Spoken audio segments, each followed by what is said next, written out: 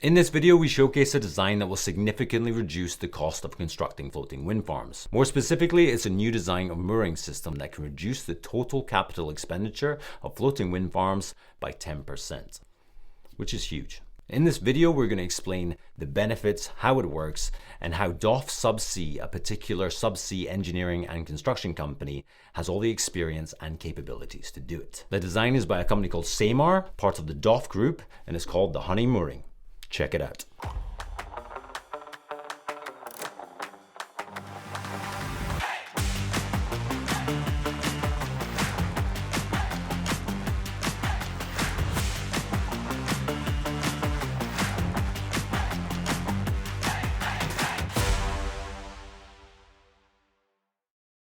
The HONEYmooring design essentially changes the way that we secure floating wind turbines to a fixed location above the seabed, otherwise called mooring. Instead of mooring each floating wind turbine individually using a traditional catenary mooring design, which has a series of chains spread out in different directions to secure the turbine in place, requiring multiple anchor points per turbine, the HONEYmooring system interconnects floating wind turbines in a honeycomb formation, using shared anchor points and vertical mooring lines. Rather than mooring each floating wind turbine individually, by mooring the wind farm array as a whole, this enables you to use significantly less material, reducing cost and construction time.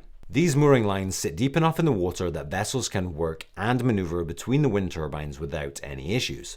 And when you want to remove one of the turbines for onshore maintenance, you simply leave a dummy buoy in its place to preserve the honeycomb structure. The HONEYmooring design uses suspended buoys and vertical mooring lines to fix it to the seabed, meaning that when building floating wind farms in deeper waters, the only difference in the design is that you make the vertical mooring lines longer, making it easier to standardize the installation process for floating wind turbines across different depth ranges. Cost reduction.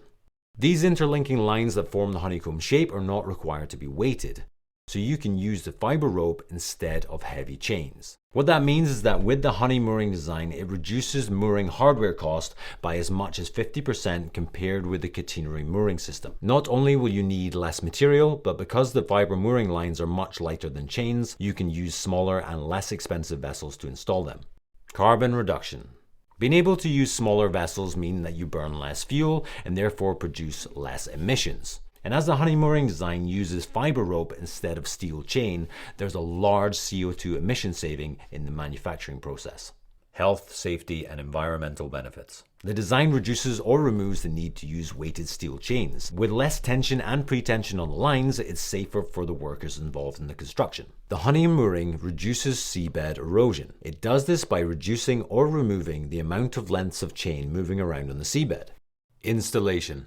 For large-scale floating wind turbine projects, you need a partner with both the capabilities and the necessary experience. As we record this video, DOF Subsea are currently towing the world's largest floating wind turbines and installing them on Equinor's Hywind Tampen Project in Norway. DOF has both the experience and capability, with a fleet of over 20 vessels dedicated to the construction of subsea infrastructure, varying in size and capability. From seabed to surface, DOF Subsea has it covered.